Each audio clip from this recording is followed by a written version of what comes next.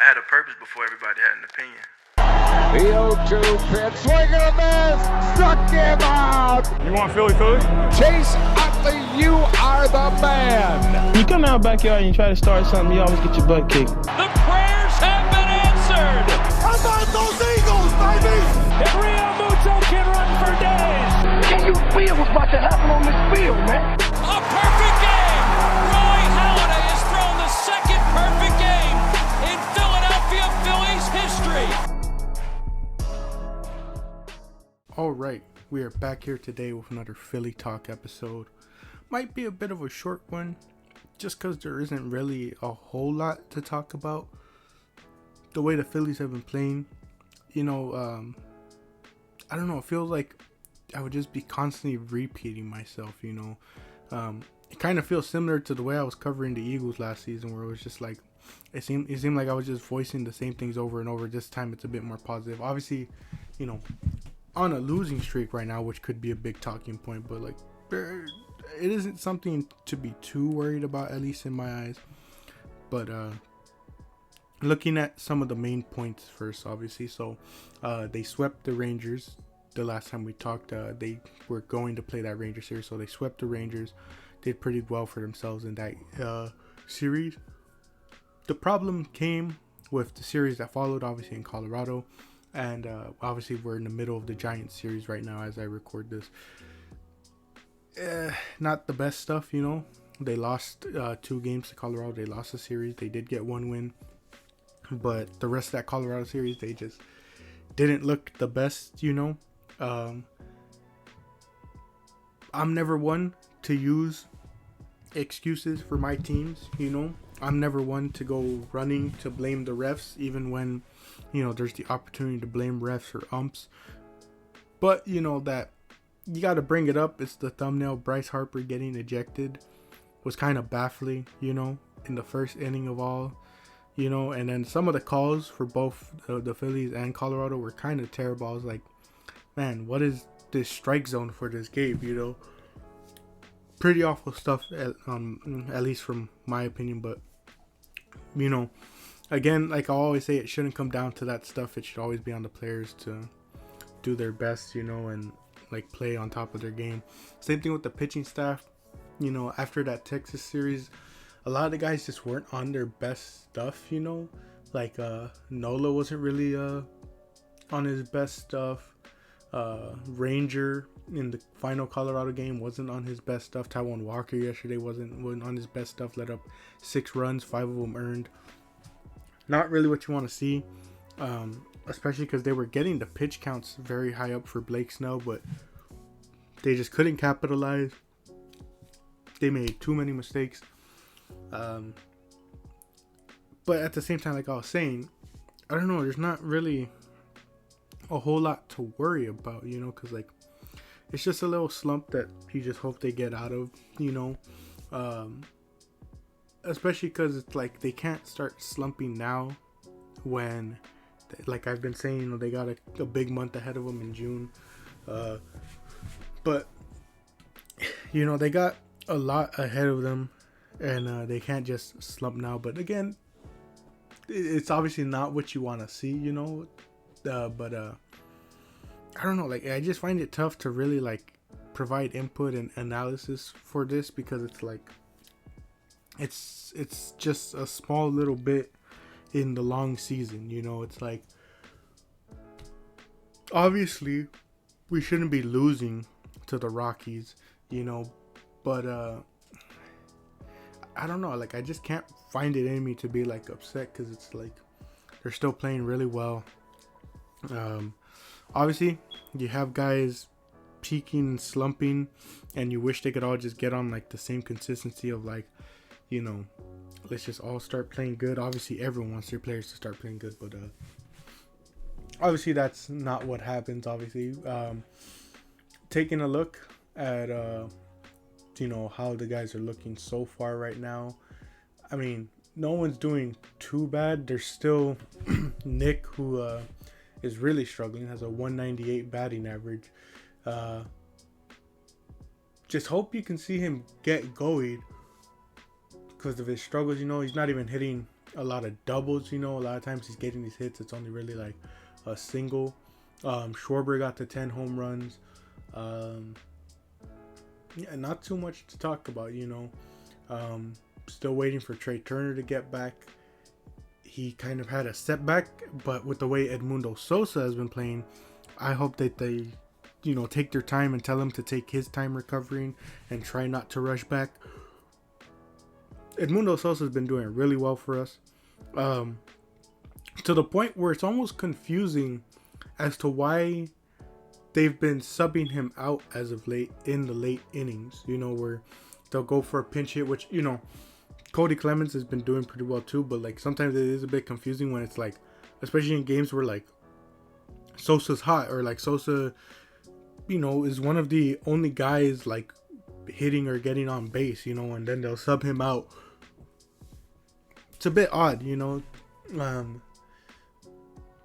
but just hoping to see improvement, the pitching staff, just, hoping they can get back on their stuff after, a little bit of a rough week.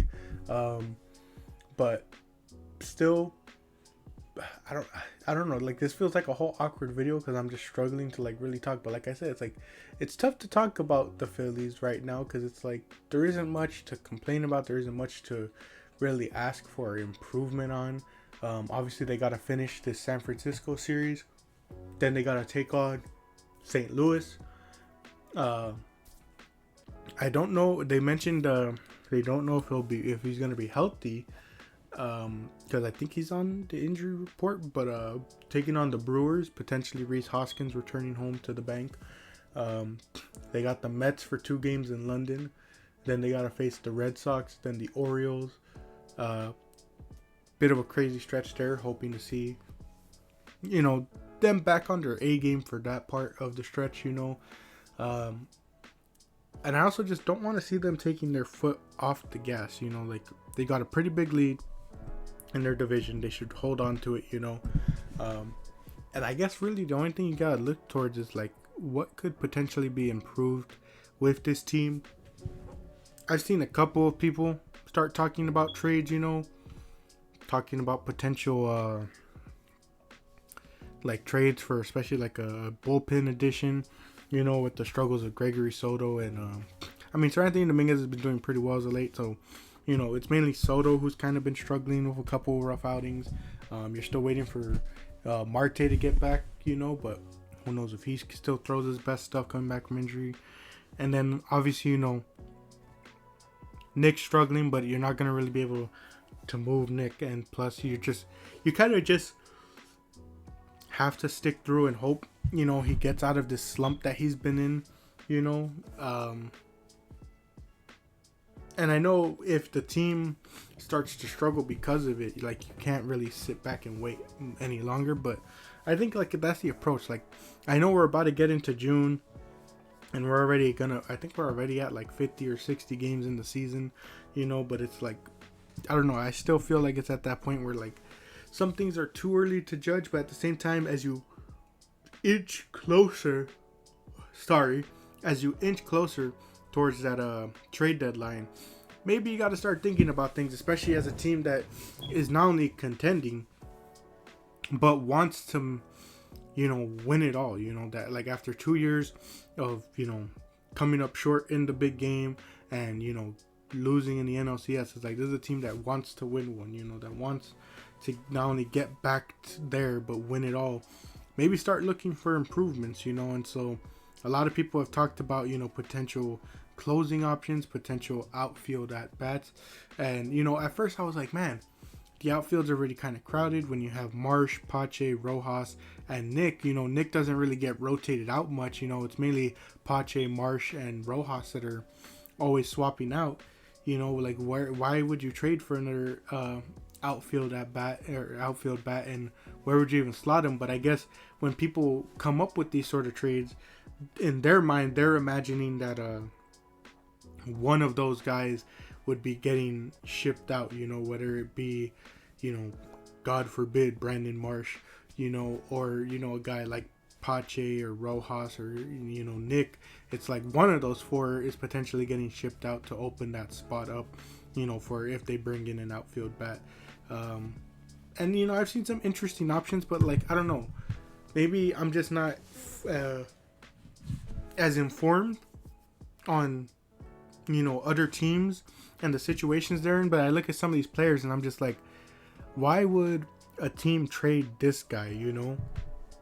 Like I've seen someone was saying like, oh, like the Astros trading Kyle Tucker, and it's like, I don't know, I get they're kind of losing, but why would Kyle Tucker be the player they want to trade? Like I've seen more about like Bregman and a couple other players. I don't get why Tucker would maybe be an option unless they're going like full blown sell at the deadline, recoup the farm and all that.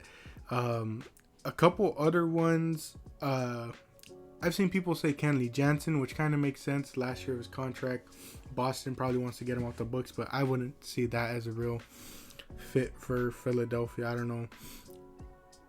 Kenley's good, but I just wouldn't see it really happening. I've seen people talk about the Cardinals trading Ryan Helsley. I mean, I could see them trading, but at the same time, it's like, I don't know what, not only what would it cost, but like, I don't know. Again, see, because it's kind of tough, because I don't know what a lot of the situations are. I mean, I've seen people say Mason Miller from the Athletics. People are saying they might want to trade him, but it's like, even though the Athletics, we know what type of organization are, we know their owner, is willing to sell anybody at this point. I don't know. It doesn't seem like a likely option. Maybe it does happen, but like, I don't know. That's kind of how I feel about a lot of these trades when people talk about them, where I'm just like, it kind of like how with the rest of the season, where I'm just like, it feels too early. Obviously we could talk about trade packages and trade potentials, but I guess we got to wait as we inch closer to that deadline to really see, who's in panic mode, who's in sell mode, who's all in, willing to buy at whatever it costs, because that's the thing that interests me with the Phillies is like, we kind of talk about the fact that we want them to sort of be active at this trade deadline. I even said it, I think in the opening day like preview video, I talked about like, oh, because they didn't make as many bullpen additions in the offseason, maybe that's something they do at the deadline, but obviously it comes at a cost. But like I've seen so many people, the fact that they want the team to buy in, but are almost like afraid of the team buying in, if that makes sense. And like by that I mean, it's like I saw a trade like package for Mason Miller, for example, and it involved giving up like a couple of prospects, and people were like, no, I don't want to give up this guy. And it's like, if you're buying in, you got to give up prospects, like you can't just expect to fleece these different teams, especially when they know you're a contender and trying to buy in. They're going to try and get as much out of you as they can, so maybe that's why some people are thinking or wanting the Phillies to trade now rather than the deadline, where things might be a bit more expensive and there's going to be a couple more suitors, whereas a lot of teams right now are kind of more focused on letting things play out in a way, but that's the thing. You got to be willing to compromise, and if you're gonna go all in, you gotta go all in. This isn't the Dallas Cowboys saying they're going all in and then doing nothing. If you're gonna go all in, you actually have to commit to that, and that might mean giving up some crucial pieces in the farm. Now, this team has been doing well. They've been meshing pretty well. There's just a couple of things that they might need to fix. I mean, Whit Merrifield has really been struggling. I don't know if they could, like I saw someone say, I don't even know what they could trade him for, if they would want to look that route. Because I mean, he has his ups and downs. He might not have as much versatility, in terms of the positions he plays. But like when Trey comes back, I don't know how you send down Cody Clemens after the way he's been playing on this team. It's like, how would you justify it, especially if like a guy like Witt is still struggling, if a guy like Pache is perhaps still struggling at the plate at times. Like, how do you justify sending him down, And then you know, going back to as far as like the losing stroke and the stroke they're having again, it's just all about getting out of that slump. You know, there's not really much more to say. Yeah, just excited to see this team continue playing. It is a bit frustrating at times when you see them play the way that they do, but it's a 162 game season, man. You can't just expect them to steamroll all the way through. Obviously, of course, to the people who want to keep bringing up, oh, the 500 record, this and that, you guys haven't played teams above 500. I'll say the same thing I said when not last season, but 2022, when, you know, the same excuses were being used for the Eagles then. You can only play the teams in front of you. You know, a lot of times these teams are at 500, maybe a game or two above 500, and then they play the Phillies, they lose the series, and that's how they get dropped below 500, you know. You can only play the teams in front of you. You can only get to as many wins by beating the bad teams, you know. If we were to lose to the bad teams, you would be making all these, you know, narratives about, you know, them not. I mean, look at what happened with the Rockies series. You know, people were already saying stuff because they lost to the Rockies. If we were losing to all the other bad teams, you would be saying the same thing. But, you know, it's like you can't win either way. You know, you beat the bad teams, people want to make false narratives on you. You win it, you lose to the bad teams, they want to act like it's the biggest thing in the world. So all this team can do is just keep pushing forward. Hold on to that lead, you know. And yeah, that's really all. You know, there's really not much they can do. Just hope they continue holding that lead on the division, and, you know, just hope they can get back on track, finish the San Francisco series strong.